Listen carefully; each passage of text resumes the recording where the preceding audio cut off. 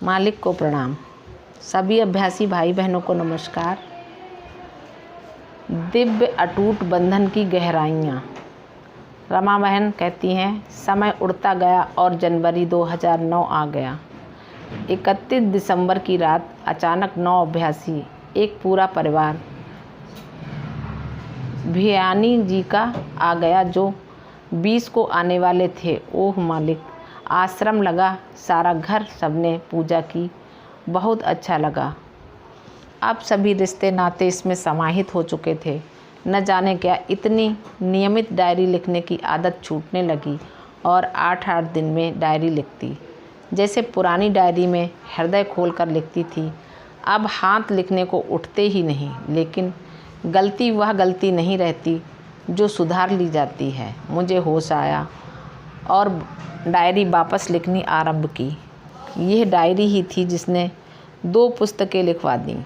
नए वर्ष में लिए जाने वाले वादे इस वर्ष के लिए भी करने हैं, क्योंकि अभी तक हमारी यात्रा चल रही है और इंसान की प्राकृतिक कुछ कमियां भी बाकी रही होंगी। बस इतना अंतर है, पिछले नए वर्षों और इस नए वर्ष के निर्णय में पहले स्वयं कोशिश करते रहते थे। इस वर्ष यही ध्यान आया, जब आपको अंदर पा लिया, फिर कैसी कमजोरी जो है सो बस आप ही करेंगे। अंदर का व्यक्तित्व बाहर आने लगा और जो उछल कूद थी वह सारी अंदर उतरने लगने लगा। हम कुछ अधिक ही चुप्पी साधे बैठे हैं। ठीक ही तो पूज्य बाबूजी कहते थे, हम भी चुप, वह भी चुप, रात भी चुप, चांदनी भी चुप, सभी कुछ गुम हुआ, बस एक ही पैमाने में। यही हालत थी। गुरुदेव आजकल चुप रहने लगे, बहुत कम बोलते हैं। हमारा वह बचपन जो उनके सामने रहता था, वह भी मैं फिर अब वृद्ध अवस्था में बदलने लगा। हम उनकी चुप्पी में भी कुछ कुछ खोजने लगे, तड़पते रहते, सोचते रहते, कैसे ये दिव्य अटूट बंधन है जो हर पल आपको बांधे रखते हैं। गुरुदेव कहते हैं, बस यही शब्द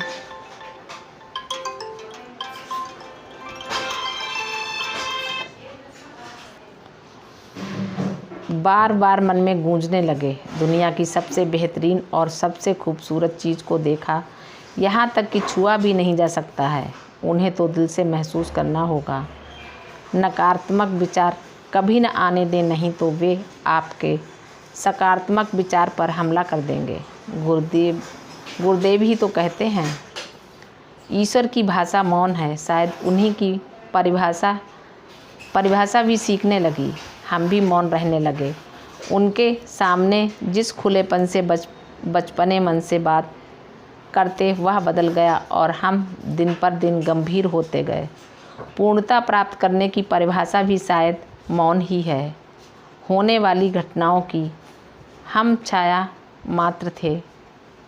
मौन रहने पर अंदर की यात्रा तेज हो जाती है और बाहरी आकृति मिटती जाती है। हमें भी एहसास होता, हम मिटते जा रहे हैं और कुछ जुड़ता जा रहा है।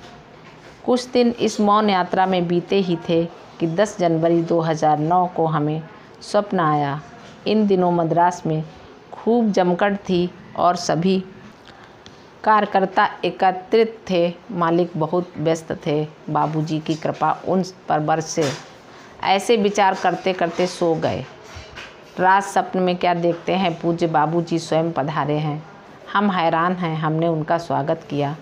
खाना बनाकर लाए, परस रहे थे तो वे बोले, हम ये सब नहीं खाते। तो मालिक, आप क्या खाएंगे? हम दूध, जलेबी, ब्रेड, अंडे खाते हैं। हम वही लाते हैं। मालिक, नींद खुल जाती है, फिर सो जाते हैं। वही सपन आगे बढ़ता है। बाबूजी महाराज पास के घर में आए हैं। हम ढूंढकर उस घर में पहुंचते हैं तो क्या देखते हैं, कुछ अभ्यासी प्रभावी के साथ बैठे धूप सेक रहे हैं। बाबूजी का ध्यान नहीं कर रहे हैं। गुरुदेव जमीन पर बिस्तर पर लेटे हैं, दुखी हैं, परेशान हैं। ज़मीन भी गीली, बिस्तर भी गीला। बाबूजी, आप यहाँ क्यों लेटे हैं? देखो, हमारी तबीयत ठीक नहीं है। आप देख रही हैं, चारी जी की और हमारी कोई परवाह नहीं करता। हमारे सब कपड़े खराब हो गए। हमने कहा, बाबूजी अभी हम बदल देते हैं। बोले, हाँ आप ही बदल दीजिए। यह आवाज़ हमें लगा हमने कानों से सुनी। मालिक को दुखी देख हम भी बहुत दुखी हुए। इस समय जब सहज मार्ग के कार्यकर्ताओं से पूज्य गुरुदेव मद्रास में घिरे हैं, स्वप्न ने हमें हिला दिया। हमको इस स्वप्न की गहराई समझ में नहीं आई, पर हमें लगा कोई तो दिव्य चेतावनी है। बहुत सोचा मालिक को ईमेल कर दें, पर लगा वे व्यस्त हैं, चुप कर गए। दूसरे दिन फिर रात वे आ गए। मैं अस्वस्थ हो गई थी। वे बैठकर बोले, कैसी है चारी जी, कैसे हैं? हमने आंखों से उत्तर दिया, ठीक हैं। बड़े प्रेम से खाना खा अपनी छड़ी उठाकर चल पड़े। जाने से पहले वे 10-15 मिनट कुछ बता रहे थे। हमने सुना। इतना समझ में आया जो चारी जी हमें कह रहे हैं भाषणों पत्रों में वही था, पर हम इतनी गहरी नींद में थे कि याद नहीं। उठ गए, सोच में पड़ गए। इन दिनों जब मद्रास में सब इकट्ठे हैं, बाबूजी का आना मायने रखता है। क्या करें, ईमेल करें? हमने वाजपेयी जी को टेलीफोन पर बताया। वे भी हैरान हुए, बोले, आप ईमेल कर दीजिए। वे गुरुदेव को बता नहीं पाए। ऐसे ईमेल में गुरुदेव ने बताया और हमें डांटा भी। आपने हमें सीधे ईमेल क्यों नहीं किया? उसी दिन हमने लंबा चौड़ा ईमेल किया, जो शायद हिंदी में होने के कारण मालिक को मिल नहीं पाया, जो बाद में जयपुर आने पर फरवरी 10 को दिया था। 2-3 दिन निकल गए। 16 को हमने ईमेल किया। उत्तर न आने पर चिंतित रहे। सारे उत्तर प्रातः के ध्यान में आपने दे दिए। इंसान की सकारात्मक सोच ही सही मार्ग दिखाती है। नकारात्मक विचार कभी न आने दें, नहीं तो आपके नकारात्मक विचार सकारात्मक विचारों की हत्या कर देते हैं। बार बार गुरुदेव कहते हैं, हमेशा सकारात्मक ही सोचो। यही सोच मैंने भी बना ली थी, जिससे अनेकों बातें स्वयं सुलझ जाती। हमारा ईमेल इतने महत्वपूर्ण स्वप्न का नहीं मिला। सोचा यही शायद उचित है। जब मिलेंगे दे देंगे। एक नया भाव उदित हुआ, विश्वास करना सफलता की कुंजी है।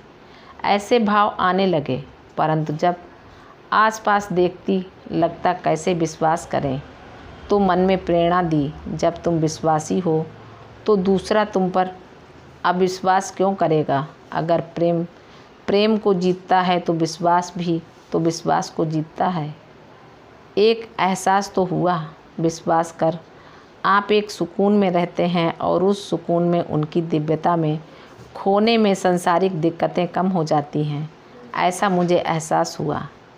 इसी तरह अंदर परिवर्तन जो स्वयं में आ रहे थे, उभर कर बाहर आने लगे। पुरानी डायरियाँ टटोलने लगी जो विद्यार्थी जीवन की थीं। देखा कैसे क्या परिवर्तन आया। कितनी लंबी यात्रा थी। मानसरोवर जाने से भी लंबी चलते चलते थकी नहीं, क्योंकि गुरु जो मन में थे, अपने गुरु को देखकर यह यात्रा संपन्न होने जा रही थी। पुरानी डायरी में बहुत अच्छी अच्छी बातें लिखी थीं, जिनसे मेरा चरित्र निर्माण आरंभ हुआ था। देखा कितना सार गर्वित है सहज मार्ग का ये आदेश। रोज़ डायरी लिखो, आपके जीवन की किताब खुलकर सामने आ जाती है। पुरानी डायरी भी तो मेरी भरी पड़ी थी भौतिक व सूक्ष्म अनुभवों से। प्रेम की प्राकृतिक व्यक्तित्व में थी, तो जो प्रेम के बारे में पढ़ती डायरी में लिख लेती। यही खोज तो गुरु चरणों तक ले आई। और आज 50 वर्षों पहली डायरी भी कुछ आपको बताना चाह रही है। मुझे कविता लिखने और पढ़ने का बहुत शौक़ था। उन पुरानी डायरी में आज के मेरे व्यक्तित्व से मिलती जुलती एक कविता पढ़ी। रुका नहीं जा रहा, लिख देती हूँ। ये कविता हरिवंश राय बच्चन जी की है।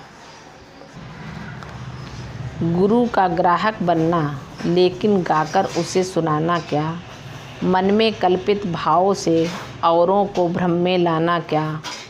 ले लेना सुगंध दूर से उनके प्यार की, तोड़ उसे मुरझाना क्या।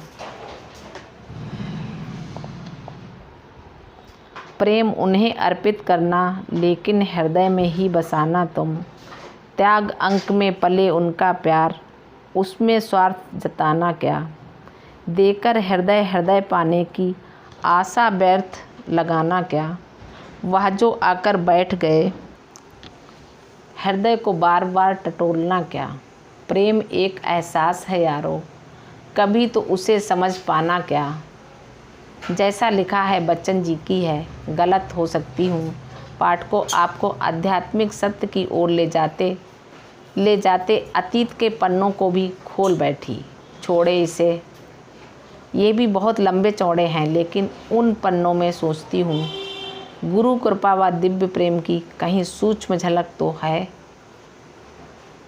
तो है ही, जो आज नींव का पत्थर बनी।